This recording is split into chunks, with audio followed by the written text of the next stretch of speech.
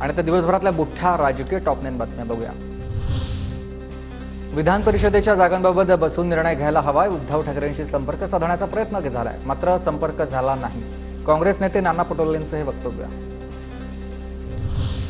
विनोद तावडेंना भविष्यात मोठी जबाबदारी मिळू शकते, कोणीही कोणती तरी जबाबदारी द्यायची यावर चर्चा सुरू आहे। चंद्रकांत पाटलांचं सूचक वक्तव्य। विनोदजी तावडे हे एक कर्तृत्ववान व्यक्तिमत्व आहे। प्रचारावेळी ज्या पद्धतीने टीका झाली त्यातून समाजामध्ये द्वेष निर्माण करण्याचा प्रयत्न झालाय। प्रचारातील अतिरेकावरून दूर होत समस्यांवर चर्चा व्हावी। मोहन भागवतांचे सरकारला खडे बोल। मोहन भागवतांनी सरकार खाली खेचावं, त्यांच्यामध्ये तेवढी ताकद। भागवतांनी मणिपूरवरून सरकारला खडे बोल सुनावल्यानंतर संजय राऊतांचं वक्तव्य। मणिपूर देशाचा अविभाज्य भाग, मात्र त्याकडे दुर्लक्ष। मोहन भागवतांनी मणिपूरच्या मुद्द्यावर सरकारला सवाल केल्यानंतर सुप्रिया सुळेंची देखील सरकारवर टीका। राहुल गांधी वर्षभरापासून मणिपूरचा प्रश्न मांडत आहेत। एका वर्षानं का होईना कुणाला तरी मणिपूरची चिंता वाटली। सतेज पाटलांची भागवतांच्या वक्तव्यानंतर प्रतिक्रिया। भाजपच्या राष्ट्रीय अध्यक्षांचं नाव आरएसएसच्या मुख्यालयात ठरणार, सूत्रांची माहिती। ओम माथुर आणि सुनील बन्सल यांची नावं चर्चेत।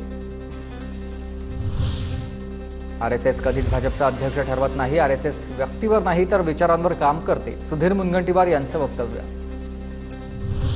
400 पारच्या घोषणेमुळे लोकांना वाटलं काहीतरी गडबड होईल, विरोधकांनी चुकीचा प्रचार केला, मुख्यमंत्री एकनाथ शिंदेंचं वक्तव्य। आणि आता इतर राजकीय टॉप 9 बातम्या। राज्य मंत्रिमंडळ विस्तारामध्ये आम्हाला हे स्थान द्या, आयाराम गयारामांचे लाड किती पुरवावे याला निर्बंध गरजेचे आहेत, सदाभाऊ खोत यांचा भाजपाला सल्ला।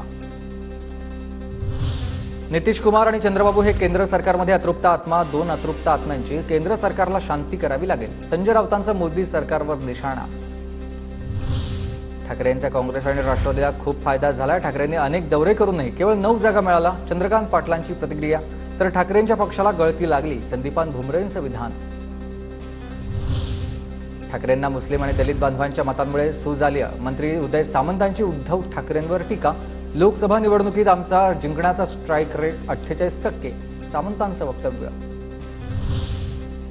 गोड बोलून माझा काटा काढण्याचा सरकारचा प्रयत्न सुरू, सरकारला जाणीव असती तर मागणीची दखल घेतली असती, मनोज जरांगेंचे राज्य सरकारवर गंभीर आरोप। खासदार संदीपान भुमरेंनी घेतली जरांगे पाटलांची भेट, संदीपान भुमरेंकडून मनोज जरांगेंच्या प्रकृतीची विचारपूस। सरकार आरक्षणाच्या बाबतीत सकारात्मक, खासदार संदीप भुमरेंची माहिती। तर जरांगेंचा काटा इतर कोणीतरी काढत असेल पण सरकार तसा प्रयत्न करणार नाही, शिरसाटांचं उत्तर आहे। मनोज जरांगेंनी चर्चेसाठी 10 जणांची टीम तयार करावी, अभ्यासपूर्ण समिती तयार केल्यास तोडगा निघू शकतो, चंद्रकांत पाटलांचं जरांगेंना आवाहन। माढ्याचे आमदार बबन शिंदेंचा मनोज जरांगेंच्या आंदोलनाला पाठिंबा, बबन शिंदेंचे पुत्र रणजितसिंह शिंदेंनी उपोषणस्थळी जाऊन पाठिंब्याचं पत्र दिलंय। जरांगे पाटील उपोषण करत असलेल्या ठिकाणी आरोग्य पथक दाखल, उपोषणाचा 4था दिवस, प्रकृती खालावल्यानं आरोग्य पथकाकडून उपचार घेण्याची विनंती।